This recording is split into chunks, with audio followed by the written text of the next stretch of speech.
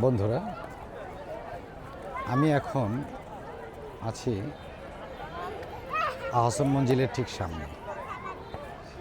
আপনারা জানেন যে ভবনটি অর্থাৎ আহসান মঞ্জিল একটা ঐতিহাসিক স্থাপনা বা একটা নিদর্শন, চমৎকার একটা ভবন। পুরো ভবনটি পিঙ্ক রং করার কারণে আহসান মঞ্জিলকে পিঙ্ক প্যালেস হিসেবেও ডাকা হয়। আপনাদের একটু আমি জুম করে সিঁড়িটা একটু দেখাই। শুক্রবার দিন প্রচুর জনসমাগম হয়েছে, অনেক প্রচুর। আসলে একটা বিষয় কি আমার মনে হয় যে আসলে ঘোরার জায়গা কমে গেছে।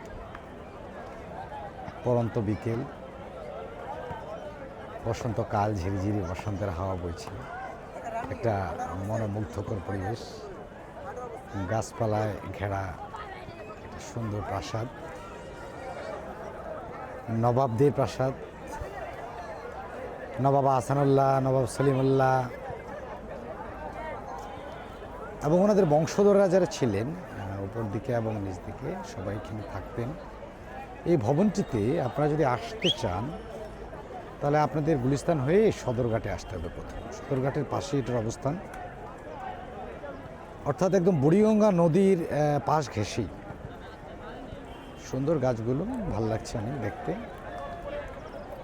দর্শক, আপনাদের আগেও বলেছি যে আজকে ছুটির দিন, শুক্রবার, প্রচুর জনসমাগম হয়েছে। বসন্তের বিকেল, চৈত্রের শেষ বিকেলে যেহেতু খোলা জায়গা, দক্ষিণ দিকে ঘরখানি যার দক্ষিণা খোলা, বাতাস আসছে, বুড়িগঙ্গার উপর দিয়ে বাতাস আসছে।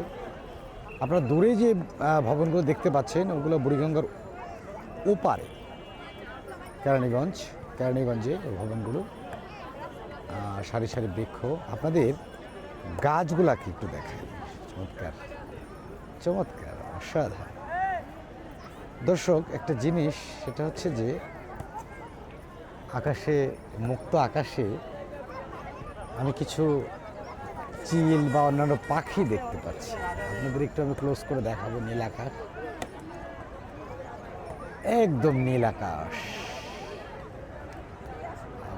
আপনাদের একটু চিলগুলাকে একটু ক্লোজ করে দেখাই।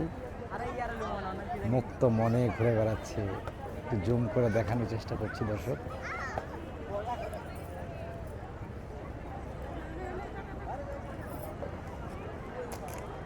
সাদা মেঘ, যদিও চৈত্র মাস, মেঘগুলো শরতের মেঘের মতো মনে হচ্ছে। নীল আকাশে সাদা মেঘের ভেলা। আহসান মঞ্জিল বাংলাদেশের একটি অন্যতম গুরুত্বপূর্ণ নিদর্শন,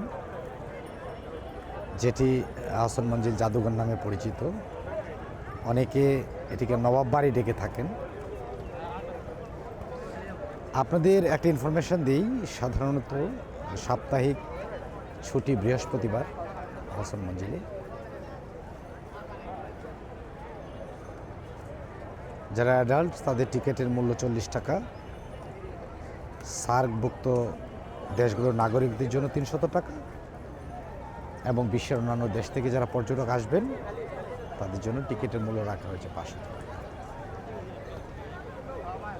আপনারা ভিতরে প্রবেশ করলে নবাবদের ব্যবহৃত জিনিসপত্র, খাট, তৈজসপত্র, আলমারি, অর্থাৎ একটা পরিবারে আমরা যে সকল তৈজসপত্র বা প্রয়োজনীয় জিনিসপত্র আমরা ইউজ করি, প্রাচীনকালে নবাবরা যে জিনিসপত্রগুলো ইউজ করতেন সেই জিনিসপত্রগুলো আপনারা দেখতে পাবেন ভিতরে সুন্দর।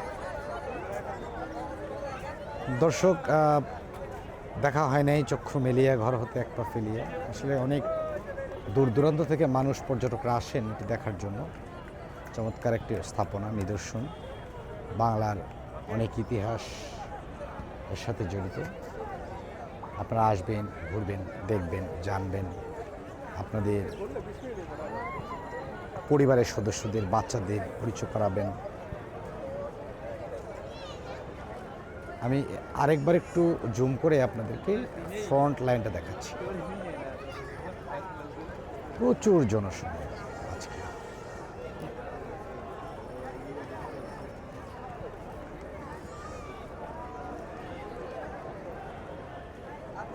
এই হচ্ছে পুরো ভবন, এই হচ্ছে পুরো ভবন আহসান মঞ্জিল, পিঙ্ক প্যালেস অথবা নবাব বাড়ি, যে নামেই আমরা ডাকি না কেন।